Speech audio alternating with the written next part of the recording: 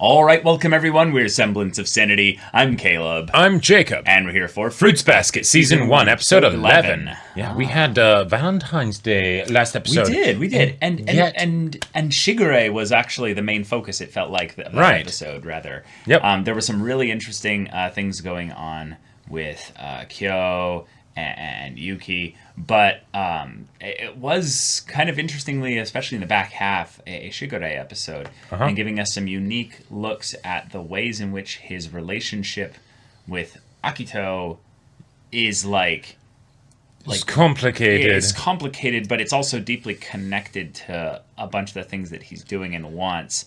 Right. And based on the things that he's doing, or kind of manipulating things to go in a certain way with Tohru, we maybe know a little bit about why he's doing this, but but we still don't know exactly what he wants. Exactly. But we also got introduced to his editor, which was a fun little bit. Hopefully she is a recurring, or a more commonly recurring character. Yes. She was a lot of fun. Hopefully she doesn't use that X-Acto knife on Shigure for any reason. Or anyone, really. Or anyone. That's true, yes. Yes. She threatened to use it, and I was like, no, please don't, yes. But our boy, Doggo, having maybe a little bit more of a pep in his step, a little bit more energy, and not being so downtrodden in his look and his gait. Maybe Tohru's helping him more than she's helping, Yuki and Kyo. Or at least more than she's aware. More than she's aware, at least, yeah. So, y'all, without further ado, let's get into this. All right, everyone, now be sure to go check out the reaction portion of the video in the description below, then come back here for the discussion.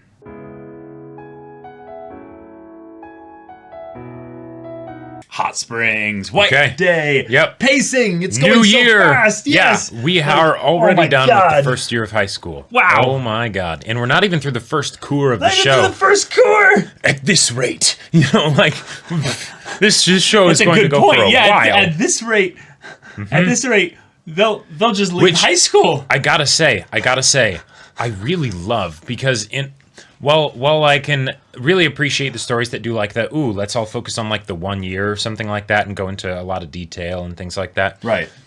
You don't think about things that much when you're in high school. Not to the point that would make it really actually, make you appreciate the time that's passing with regards to the fact that there are potential, things happening with people in your life that you don't think much about because you're in high school and all that, right? You expect it to go on forever. So if this show ends up doing something where it's no, it goes way past their high school years, oh my god, that would be awesome. That would be awesome. That would be so cool. I could see the pace slowing down though once they get to a new season. Sure. Because then it can be a thing that's based on not just the actual content itself, but then the adaptation or something. Yep. And then also just all the the more members of the Zodiac then end up being at Tohru's high school and things like that. Or they just get introduced in general, which, by the way, they were setting up an introduction in a way that they haven't done in the show before. Meeting the parent first. We met the parent, and thus were told the name and the Zodiac that they're the type of connected. The monkey. Okay, cool. Monkey, which is interesting, because I'm thinking, is this Akito? But then I'm no, the names don't match, because we got her full name. I believe so, yeah. So it's not. But then I was but wait a minute. Maybe there's some connection in that it's maybe not a literal son or something. It could be an adopted son. But I think it's it's an actual literal son. But if so, then that I'm curious about that, because that means when I think about what Zodiac members would get introduced, right? Yeah. Looking at something like the ED, for instance, right? Yeah. There's a couple characters where I'm okay, we could meet them. That'll be interesting. That'll be kind of cool and stuff. But there's one that looks like a little brother and sister as well. Yeah. And yet this one doesn't seem like it's either of those two. Yeah. So which is even more why I'm thinking maybe it would be Akito. Maybe it'd be Akito just because Akito could be his first name. We were theorizing that the potential thing is that it's we got her full name, but doesn't mean we've gotten Akito's full name. But at the same time, if he's the head of the Soma family, you'd think that his family name would be Soma. But then the fact that she's sickly.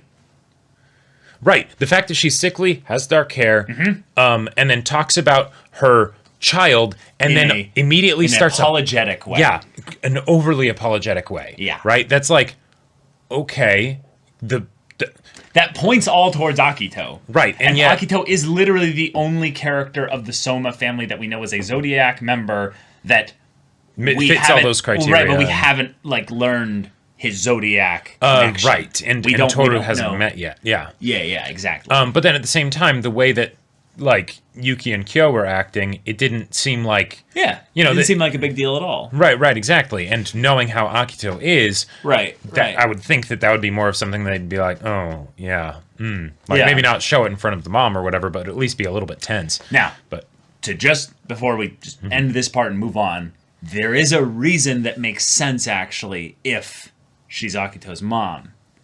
And it's that because he's the head of the family... he needs to be basically kept in a specific manner, place, state, and all that. And her health is actually more maybe just that she's no. She's kind of had her son taken away. Yeah. Or, maybe she doesn't want to deal with him. That's a definite possibility. I think that's a bit of a stretch, but I think that is a possibility because of the way she seems to be so distraught at times, but also apologetic. So there's definitely love for whoever her son is, but there's also understanding that So assuming it's not Akito, then I'm very curious to see what kind of character this is. I originally thought it was going to be Hattori, but then she said the monkey. I was like, oh. Right. I was like, oh, so it's not, oh. And then I thought, oh, maybe Akito? But I was like, no. There's no way Akito's the monkey. Right. I mean, theoretically, maybe, but I don't see that off of my initial impression of him. I mean, I guess monkeys can be absolutely terrifying to each other and, start but we also might not have actually met the real Akito yet in the who he is really. We might have only met the worst sides of him. Sure, yeah. But so if it's not Akito, then new character curious. Probably introduced next episode. Yes, exactly. And this show has been absolutely knocking out of the park the Zodiac introductions recently. Yes. So Haru being amazing. Classic example, right? So good. So I'm very excited to see where that goes. But then also, since that we have 2 new Zodiac members joining Tohru's school. High school, yeah. Right. Having another Zodiac member that's introduced kind of on the back burner of not at the school, but still around their age and everything. Yeah. That could be like a cool kind of cue that the show's building up. And speaking of which... don't you find it interesting, though, that they specifically, tried to get into Tohru's school? Think about it from, think about it from the, not just the meta standpoint, but the literal standpoint of you're a good friend, and I want to be friends with you. Well, no, just the literal desires on, the basic, simple level. Sure. Tohru's really friendly, and... really making a good environment and stuff for those Soma boys who live with Shigure. I'm gonna go and spend time with her too, and maybe I'll get some of those good feelings and wonderful things that she just seems to bring, because she's just basically the light and everything good. Soon enough, there's gonna be more Soma Zodiac members at Shigure's place because of Tohru than the actual Soma estate. Households, Yeah. So it feels to me from the larger sense just like a numbers game at this point. 1, 2, 3, 4, 5. And it won't take much for Kagura to go over there too. No. Kagura's already basically 6. Kyo, Yeah. So. I'm glad she's not actually staying at Shigure's house. Well, no. But she has to think about marriage. That'll happen eventually. Right. Also, I gotta say, as far as the whole romance love triangle stuff of Kyo, Yuki, and all that stuff, and Tohru, I liked things that they set up in this episode to basically show how not just of why it's going to be Yuki, but why it's not Kyo. Things like him assuming that it was the like the sympathy chocolate or whatever they're called, like the chocolates where it's like out of habit and ritual, but not because of actually caring about the person, right? Whereas Yuki treated as something very different, right? He put a hell of a lot more thought into what is the gift that I'm going to give back. Now, granted, he's probably a lot more of a gift giver in general than Kyo, but I think it's more that he's like also just more emotionally mature. Oh, definitely. Yeah. He's definitely got his own shit that he's dealing with, and he kind of does lean a bit on Tohru in that respect, but he's just also more emotional. And maybe also, maybe push down Kyo a little bit every once in a while to make himself feel better, Just a little bit. Yeah. But okay. That was a really sweet, tender moment they had on the bridge because holy shit, he turned on the charm. He did. He turned on the charm. And I loved max. And I gotta say, I loved the reason, sort of excuse or whatever, meta-wise of why this ended up happening. She did something that was basically a dumb. It was so amazing. And it was so awful that he's like, I can't laugh at you, especially not in front of Kyo. Right. He's gonna start a whole other fight or something. Yep, exactly. So he excuses himself to just, and then she ends up following him. And what do you know? It's this romantic environment and everything. Yep. Also, he had brought the thing out from that point, and that was cool because you could tell multiple points before in the episode that he was looking at it like, now, no, now, no. Right. That was really cool. But also. Brain fart. Dang it. The choice of having it be a hair ribbon? No, dang it. I forgot. Never mind. I was talking about something else. One of the other things that I really appreciated from this episode was the intro bit. And I'm starting to realize that I feel like this is a pattern where we have a comedy skit at the school with all the characters there, and that's where we can get like basically the screen time with grounding with Hana and everyone at the school. They still do go to school, but then the main story ends up being outside of school, right? And I'm okay with that, but I'm with you. I would like to have Hana and Uo focus more because they're just wonderful, and also the Hana bit that we got. That was hilarious. Was such a good comedy sketch. I could almost hear like random animals like making their noises in the background to like add dramatic silliness to the parts that she was saying, where it'd just be like, my mother cried, and then a wolf just randomly howls in the distance, and it's just like Yep. But also something that I do appreciate is that so if I were to take any character within this show and relegate them to, not relegate, but characterize them as being the most fan servicey in design and concept, it would definitely be Hana. She has the rule of cool, breaks the fourth wall, all that stuff. Has the whole like gothic aesthetic and things like that. So I really appreciated, because I thought they were going to do the thing of naturally she's also super brilliant and everything. No, she's actually really dumb. She's a brick. Right. She took all of her stats that could have been in like mental things and whatnot and put them into that like supernatural, fate, right. Extra sensory perception kind of stat, which is like, you realize that like this actively harms you. You're basically a deprived in all these other. No. I am attractive. It's like, but I have that pyromancy, and your charisma. Yes, your charisma is fair. Right. Okay, so all right, so you're just going to be casting some weird shit every once in a while, but that shit will be unblockable, right? Yep. Yes, and it will give me those passives I wanted, right? Exactly. Yes. I can do weird things that no one else can do. You'll get the passives, and they'll be able to read. But no, we talked about this. You won't actually be able to read minds. Well, maybe no. But with your roles, it will be essentially like you're reading people's moods. So yes. But then also little things like Tohru doing really badly on the test and not being able to finish it. Yes, that could just be part of the sort of like the klutzy kind of like behavior of like, I can't hit the ping pong ball. She's not getting enough sleep. She's not getting any time to study. Like something where, Tohru, you can smile and say that everything's fine. You can be that traveler from the story, ha ha ha. And while we can definitely admire the heart of the person that is willing to do those things, when they're getting ripped to pieces, we're not necessarily going to smile and look on and say, "Wow, I'm so happy for them." Yeah. There's an interesting aspect of the story that I think is really good to get involved in like the discussion philosophically, and that's basically where I'm good with discussing the episode in general, because it was just a really sweet episode. Is that it's really important that the person is admired, not the actions, because I think there's a very hard line that gets turned into a fuzzy one a lot of the times. Is that you are it's like a almost like a Western like philosophy thing. It's like you are who you choose to be. You are what you do. Yeah. You personal are agency. No. Like, hold on.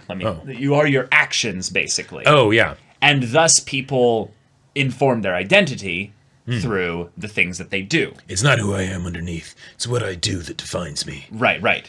And that is missing, I would say. It's not that it's fundamentally wrong. There's a lot of it that's true. But I think the point actions speak louder than words. Right. But I think that when you get down to identity, and since this story has a name about the identity of the traveler based on their actions, the idiot traveler. Right. Actually, the thing that I would say that gets a little bit more at your identity is actually your connections.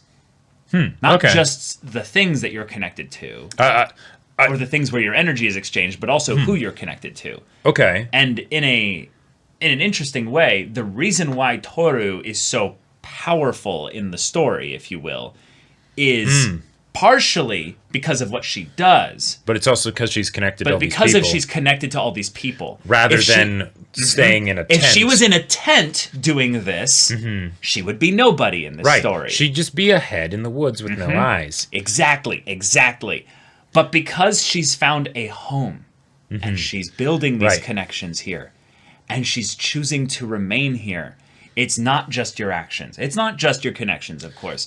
But Tohru means something grand in this story because of her connections here. It's something where it's like the whole is greater than the sum of its parts. Like the numbers don't add up with how Tohru influences their lives. There's something more to it, because not just that's the beauty of human connection, is that it taps into the infinite, with love and things like that. But it's also because we're living in a supernatural world where, the Somas are also magical beings of sorts. That's part of it too. But when you look at what happened this episode, we had the kind of the one Soma member thus far that we've kind of had a bit of characterization for, kind of be like, hey, Tohru, can I give you a nice day? Right. You've done absolutely nothing for me. Like, think about it. She's done nothing for Momiji. Nothing. Like, not really. Not in the direct sense. Okay. But what she means to the family, to the members of the family that, Momiji cares about so much, he's thanking her. Yep. This is something that he's like, well, not only am I maybe going to treat you like a princess, yes, which is adorable. I love those little, what was that? Oh, yeah. What was it? Tohru Himi-sama or something like that. It was the title that they attached to her name. I think there were multiple subtitles at the point, so I might have missed that. Oh, okay, yeah. But I think it was Himi-sama or something like that. But I loved that because it's a thing that Tohru doesn't really... Tohru doesn't give herself enough credit, or give herself the opportunity to receive those kinds of things. Yeah. It's that whole thing where her desire to be selfless can also end up being kind of selfish. Yes, because if you realize that you can get something by being selfless, then that means that other people could get things by getting the opportunity to be selfless. Or if you get stuff by blessing them, then they might get stuff by blessing you. But if you never let them bless you, then you're robbing them. You're robbing them of something, being able to give towards you. And where does that then come from? And this is all on White Day, where you're meant to receive the gifts. Right. Tohru. And it's interesting. And if you don't let them do that, where does that come from within you? Right? Is it from some insecurity where you don't think you're deserving of it, therefore you don't allow it to happen? Is it from like some other thing where you feel like you have to have a debt to reciprocate now? Right, exactly. Yeah. Where suddenly then you owe them back, or that you must constantly be giving because you value the things that you have already been given like so much, like the ability to stay here with them. Yep. Which I get that, right? Having a family, that is a huge deal for Tohru, right? That's something that she hasn't been able to really appreciate. Even though she does have a grandpa, the whole situation there was real bad, and she's still carrying around that picture of her mom everywhere, even going so far as to put it in a plastic bag so she can take it into the hot spring with her. Which I gotta say, breaks my heart. It broke my heart too, but I'm really glad that they did that, because one of the things I was wondering is I was like, ooh, this is a fun new twist. Because the kind of general like setup as far as numbers of characters is more of like a reverse harem type setup of like all these guys, and then Toru's like the girl that comes in and changes their life. When they go to the hot spring, how is this going to work? Because Tohru won't have anyone to hang out with over there. They brought up the idea of Momiji being in the bath with her, and they shot that down. So since that's not going to be happening, what? And then, she brings the picture. Yeah. Okay. Yeah, it kills me. Yep. But yeah, think about it though. Connections, existing in connection with another person, means that that person has to then be able to do their part to build the connection. Sure. Which means that they share a role in some aspects of who you are. Which means that it's not just your actions, but it's you allowing their actions to be a part of your life. And in means that, you have to receive the things that they give you that are, Yeah. Because let's say in the idiot traveler story, last thing I'll say for this episode, let's say it's not actually that there's a bunch of people trying to swindle the idiot traveler, but let's say they're just people that live in the world and have, hurt and places of insufficiency and things like that, ways that they could be helped, and it would really make their day or their year or whatever, right? And then suddenly someone comes along and they're like, oh, well, I'm going to help you. From the outside, that could be seen potentially as like swindling, maybe, because they're taking things that are so valuable that this idiot traveler needs, right? And yet maybe they are actually filling a very serious need. And yet, you're not actually going to... Not only is it hurting you a ton, but even if you don't care about yourself, you're not going to be able to help people for very long because you're giving away your limbs. And you'll never necessarily know that that's happening because, well, it feels really good to do because they need this, right? And then how does it feel for them to know that you're ripping off your arm to... I mean, those are the demons. No, right, yeah. But, using the metaphor and everything. But I think that's actually a really good distinction to make, though, is that the only time they start to get into the horrific, really, is once she's in the forest with the demons. That's true. Which, we're all animal spirits. They all looked like zodiac animals, so yeah. Yeah, what I could see being foreshadowed by this, just a little bit, is the idea that every member of the Zodiac family is going to get a little envious of those that get the most time with Tohru. I could see that. And maybe they start kind of tearing at each other a little bit to be like, hey, don't be greedy here. Yeah, well, we saw how Akito was when someone tried to, take freaking, god damn it, away from him. Yuki. No, Hattori.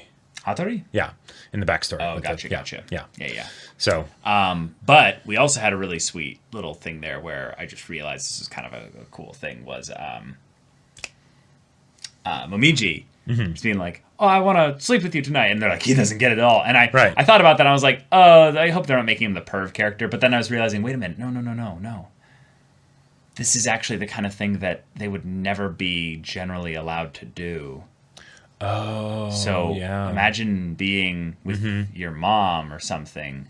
Sure. But maybe never being able to be held by her. Right, yeah. It's... Or won't necessarily last long. Be able to sleep in her bed, or something. Yep. Because... Right, then you turn into an animal. Into an animal that's maybe so small that you could actually get hurt. Right. Or so big that you disrupt the whole thing. Suddenly you're a cow and, yeah. Yeah. But, y'all, thank you so much for watching this episode's reaction and discussion. If you want to see the next episode's reaction and discussion right now, though, go check out the link in the description below for our Patreon. You can get an early access there. You can watch full-length timer reactions there, and all this comes with Discord access. So you can chat with us in the community there about this show, about anime in general, and also be sure to check out our Twitch channel. We stream every weekday. The info's in the description. Yes, if any of that interests you, we'll see you there. But until then, we're Semblance of Sanity. I'm Caleb. I'm Jacob. And we'll see you all next time.